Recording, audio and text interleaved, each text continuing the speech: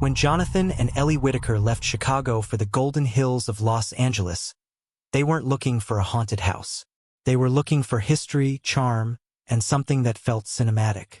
That's how they ended up touring the weathered Spanish revival estate once owned by Rod Steiger, the Oscar-winning actor known for his intensity, solitude, and, later in life, isolation. The house sat in the Hollywood Hills, halfway hidden behind crooked hedges and a rusted wrought iron gate. There were no glaring red flags in the listing. Built in the 1930s, the home still had its original floors and fireplace. The realtor casually mentioned it had belonged to Steiger until his death in 2002, and had passed through a few owners since then, most of whom didn't stay long. The Whitakers weren't deterred. In fact, Jonathan was a fan of Steiger's films In the Heat of the Night, The Pawnbroker, The Illustrated Man. The idea of owning a piece of old Hollywood seemed romantic. They moved in by late August, with their tabby cat, Jasper, and Ellie already pregnant with their first child. Within a week, they understood why the house hadn't held onto its past residents. The first sign was the doorbell. It rang at precisely 3:17 a.m. on a Tuesday morning, jolting both of them awake. There was no one at the door. Security footage showed nothing. They blamed it on a short in the wiring until it happened again the next night. Same time, same silence. Lights in the kitchen began turning on by themselves. Not flickering, just on. Jasper, who'd always been aloof but calm, began avoiding certain parts of the house entirely, especially the hallway leading to Rod Steiger's former office. That room had a different feeling from the rest of the home. The air was dense, the smell always faintly medicinal, like an old hospital. Ellie complained of nausea every time she walked past it. Jonathan, more skeptical by nature, brushed it off as pregnancy sensitivity. Until she stopped sleeping. She would lie awake for hours, staring at the hallway, whispering that someone was watching the door. Not someone in the hallway, someone inside the office. They hadn't changed much of the decor in the office out of respect. The previous owner had left a heavy oak desk, a few shelves of forgotten books, and an old leather chair. Ellie began insisting the chair moved, that it never stayed in the exact same position overnight. One morning, Jonathan found her crying in the living room. She'd woken up early, unable to breathe, and saw a man in the hallway. A short, heavy-set man in a robe, his face sunk in shadow. She swore he didn't move, didn't breathe, just stared. When she screamed, he vanished. Jonathan finally checked the house's history more closely. 2 previous owners had moved out within a year. One had written in a now-defunct blog that the place whispers things if you sit in silence. Another, a YouTube musician, mentioned cold spots and sleep paralysis but quickly removed the video after being mocked in the comments. The deeper Jonathan dug, the stranger it got. Rod Steiger had suffered from chronic depression late in life. He'd become reclusive, allegedly refusing to leave the house for weeks. There were rumors, not confirmed, that he believed the house listened. That he spoke to someone in that office every night before bed. Ellie wanted to leave. Jonathan wanted proof. He installed sound-activated recorders in the house, one in the hallway, one in the office. The first few nights, static. The 4th night, a low voice, not loud, not clear, but undeniably a man's voice. The words were hard to make out, but they sounded like a monologue. Dramatic, desperate. They played it again and again. You don't listen, you never listen. That's why they leave. Jonathan tried to rationalize it, maybe a stray radio signal, an old TV frequency. He brought in a friend from college who worked in sound design. After analyzing it, the friend said, "This isn't signal interference. It's localized." Whoever said this, they were inside that room. By October, Ellie had moved into a motel. She said she couldn't stay another night. Not after what happened in the mirror. There was a mirror in the office closet, one they hadn't paid much attention to.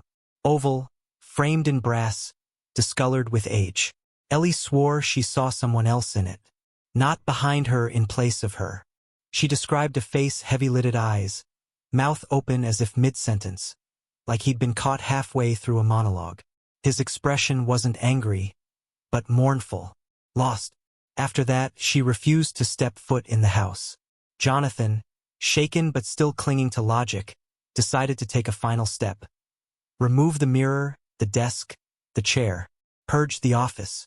That night, as he began moving the desk, the lights went out and the hallway door slammed shut on its own. He heard footsteps slow, dragging, approaching the office. He called out. No answer. The temperature dropped, and in the reflection of the darkened office window, he swore he saw a man standing behind him. Short, stooped, wearing a robe, whispering something. This is my role. Jonathan and Ellie sold the house by February, took a loss and moved back to Chicago with their newborn daughter. The new buyers, a pair of young screenwriters, reportedly haven't lasted long either. The listing is quietly active again, now under a different address. The office remains untouched. The mirror is still inside.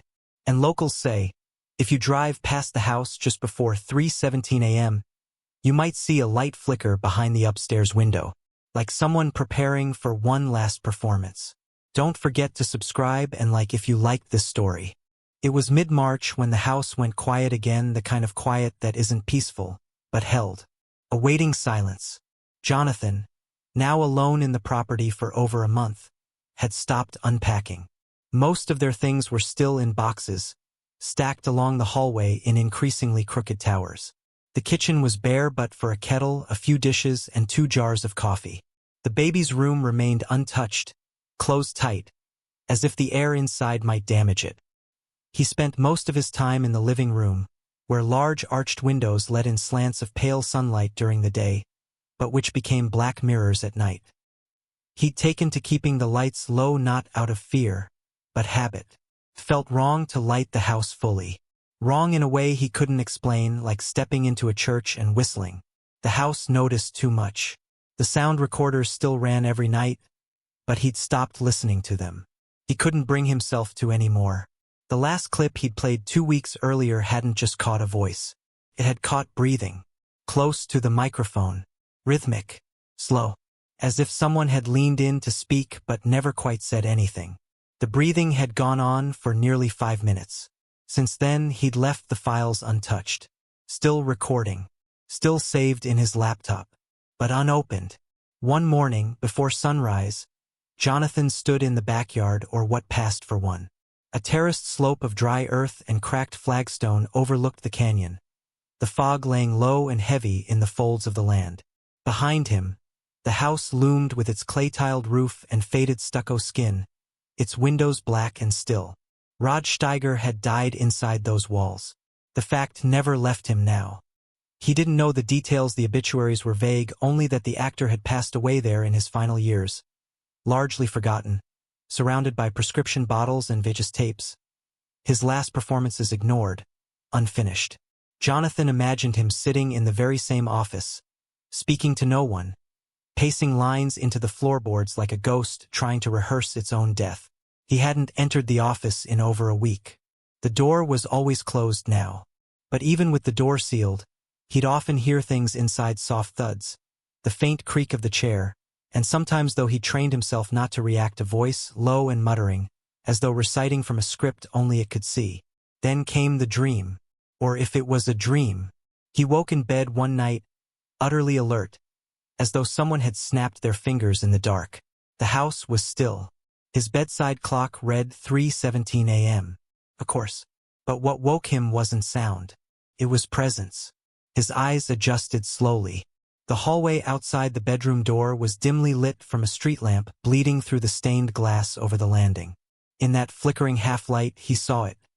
A figure standing at the end of the hall, barely more than a silhouette. Heavy-set. Still. The bathrobe was unmistakable. So was the stillness. Jonathan didn't move. He didn't even blink. He simply stared, breathing as shallowly as he could, afraid that any motion might break the spell or invite something worse. The figure didn't move either. It didn't vanish. It didn't lunge. It simply was. After what could have been minutes or an hour, he found himself back in bed, waking again, his shirt damp with sweat and no memory of having fallen asleep. But in the morning there were footprints, faint, but visible in the dust near the office door. Bare feet, heavy, leading out of the room and ending abruptly halfway down the hall. That day, Jonathan left the house. He didn't pack. He didn't clean. He simply locked the door and drove. For 3 hours, he sat in a coffee shop in Santa Monica, his phone buzzing with missed calls from Ellie, her texts increasing in urgency. He didn't answer them. He only stared out the window, watching the sea, letting the sun bleach the cold from his bones. But even there, away from the hills and shadows and that lingering air of watching eyes, he felt no relief. Just a strange, dull ache, like forgetting something important, like abandoning someone who had trusted you. By nightfall, he returned. Something had shifted in the house. Felt calmer, less alert, but not safe. It was like returning to a room after a fight, the air still carrying the tension, even if no words were spoken. He went upstairs, took a long shower, and resolved to finally enter the office again the next morning. Not to record, not to observe, to confront, to say something aloud, even if it made him feel like a lunatic. But that night, the dreams came again. Long corridors, spotlights overhead, stage curtains rustling, and a voice not whispering, but booming, like a monologue. I gave everything to this room. I bled for it. I died for it. And you treat it like dust. Jonathan woke to find the office door open. For the first time since he'd moved in, it was wide open and the light inside was on. Jonathan stood frozen just inside the threshold of the office, the heavy wooden door hanging wide open behind him like a wound in the wall. The faint golden glow from the single desk lamp spilled unevenly across the worn Persian rug beneath his feet, illuminating motes of dust that danced lazily in the still air. The room smelled of old paper, cedar polish, and something deeper, something metallic, almost like the faintest trace of rusted blood, subtle enough to unsettle him without immediately placing it. The desk, that massive slab of oak which had dominated this room for decades, was perfectly still, but the leather chair, the one Ellie had always said moved on its own, was slightly turned toward the window. A pale morning light, soft and fragile, filtered in through the dusty panes, casting long shadows that bent and stretched across the floor like fingers reaching for something unseen. Jonathan's throat tightened as he crossed the threshold fully, the floor creaking beneath his shoes in a way that sounded disproportionately loud in the dense silence. He approached the desk slowly, each step deliberate, as if he were trespassing in some sacred theater where the actor had long since died, but the performance had never ceased. On the desk lay an old, leather-bound notebook, edges frayed and pages yellowed with age. It had not been there before, or at least he was certain it had not. He reached out tentatively, fingertips trembling, and opened it to find Rod Steiger's tight, looping handwriting filling nearly every page, lines of dialogue, personal notes, anguished scribbles that spoke of isolation, despair, and obsession. The words seemed soaked with a palpable sadness, the kind that seeped out of the ink and whispered through the room like a ghostly breath. Jonathan flipped through the pages, heart pounding as he read a passage underlined twice. The walls listen. They remember every lie, every truth unspoken. I cannot escape them. I am trapped in my own voice. His eyes lifted suddenly to the window. Outside, the sky was bruising with the early colors of dusk, clouds rolling in like a slow-moving tide. The house itself seemed to hold its breath, the ancient timbers groaning softly as if in response to an unspoken invocation. Then the chair creaked, not just a faint groan, but a deliberate, unmistakable sound of leather scraping wood, as though someone had just shifted their weight. Jonathan spun around, eyes darting frantically to the corner, half expecting to see a figure emerge from the shadows. Nothing, only the silence, thick and suffocating. He stepped back, feeling a sudden coldness seep into his bones, a chill that wasn't just from the dropping temperature outside. His breath came out in shallow clouds. Somewhere deep in the back of the room, the soft thud of footsteps echoed faintly, uneven and dragging, like someone reluctant to move, weighed down by memories too heavy to carry. Jonathan's gaze fixed on the mirror tucked in the closet corner, its surface dulled with age but catching the flicker of the desk lamp's flame-like glow. For a moment, he thought he saw movement there, not a reflection, but a shape, a ripple of dark fabric, a face half hidden in shadow. The same face Ellie had described, the mournful eyes, the lip caught mid-sentence. He blinked, and it was gone. The house seemed to exhale around him, the tension momentarily easing, but Jonathan knew better than to trust it. He could feel the weight of those unseen eyes, the lingering presence of a man who had given his final years to this room trapped in lines of monologue and silence, forever bound to a role that no one else could play. As Jonathan closed the notebook and set it gently back on the desk, a sudden, soft whisper curled around the edges of the room, like a breath stolen from the past. Listen, listen, don't forget. The words hung in the air, heavy and urgent, and Jonathan realized the haunting wasn't just in the house. It was in the silence left behind, in the stories never finished, and in the desperate echo of a man's final performance that refused to fade. Outside, the wind began to rise, rattling the windows as the house settled deeper into its own shadows, waiting. Jonathan stayed in the office well past midnight, the worn leather chair finally settling into place as if inviting him to sit. He hesitated for a moment, then lowered himself slowly, the springs creaking beneath his weight like a tired sigh. The notebook lay open on the desk, pages fluttering lightly in the faint draft from the cracked window. Outside, the world was swallowed by night. The city's distant hum dimmed beneath the weight of the hills, and the stars blinked cold and distant through the murky glass. Inside, the house breathed with a slow, deliberate rhythm, the very walls seeming to pulse in time with his heartbeat. He ran his fingers over the faded ink, feeling the ghosts of the man who had filled these pages with his pain and passion. Each word was a step deeper into the maze of a mind haunted not just by the world, but by itself. Rod Steiger's voice echoed softly in his mind, layered with longing and regret. This is my stage. I am both actor and prisoner. They watch, but do not see. A sudden chill swept through the room, carrying with it the faint scent of tobacco and old cedar. Jonathan shivered, pulling his jacket tighter around him. The shadows thickened, pooling in the corners as if gathering for a final act. The mirror in the closet caught his eye again. This time he stood and walked toward it, drawn as though by invisible strings. His reflection wavered, distorted by age and grime, but just behind it, a figure emerged. Not a shadow but a man. Heavy-set, robes hanging loosely, face etched with lines of sorrow and intensity. His eyes were deep wells of unspoken stories, lips parted as if about to speak, but the silence was absolute. The figure reached out a hand, trembling slightly, inviting.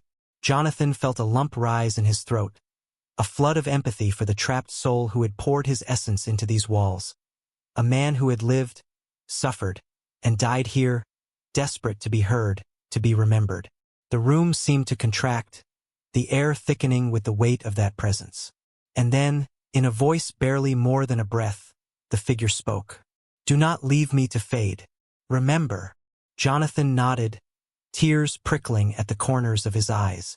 He didn't speak words felt inadequate. Instead, he closed the notebook gently, reverently, and placed it inside the desk drawer, locking it with a slow, deliberate turn. He rose, feeling the room release him like a long-held breath. The shadows receded, the temperature climbed slightly, and the house settled into a quieter peace, fragile, but real. Outside, the first light of dawn crept over the hills, casting pale gold across the faded stucco. Jonathan stepped onto the porch, the cool morning air filling his lungs. Behind him, the house stood silent but watchful, a monument to a man's final, unfinished performance. The haunting wasn't malevolent. It was a plea, a legacy etched in dust and whispers, a story waiting for someone to listen. Jonathan knew he would never forget, and in that remembrance, the house might finally find a measure of rest. Jonathan stood on the porch a long moment, watching as the dawn stretched slowly over the hills, pale gold bleeding into the sky like the first tentative notes of a forgotten song. The house behind him, with its cracked stucco and weathered roof, seemed to breathe quietly in the morning light as if finally exhaling after years of holding its secret breath. He reached into his pocket and pulled out his phone. For a moment he hesitated, thumb hovering over the screen. Then, slowly, he opened the voice memo app and pressed record.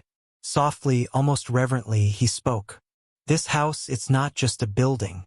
It's a story, a memory trapped in walls and wood. Rod Steiger didn't just live here, a part of him stayed, waiting to be heard, understood. I'm here to listen now. As his words faded into the cool morning air, a breeze stirred the leaves around the garden, carrying a faint, smoky scent like the last puff of a long-smoked cigarette. Somewhere deep inside, Jonathan felt the faintest flicker of warmth, a fragile kindness wrapping around the cold edges of the past. He glanced back at the window of the office, catching the faint reflection of the empty chair, still and waiting. No longer a prison, but a stage, holding space for a final act that had been paused too long. Jonathan exhaled slowly, the weight on his chest easing. He knew the house would never be truly silent, nor should it be. Some stories need to linger, to remind us that behind every door lies a life lived, a voice lost but never gone. And with that, Jonathan stepped down from the porch and began the slow walk back inside, ready, at last, to make peace with the past. Don't forget to subscribe and like if you liked this story.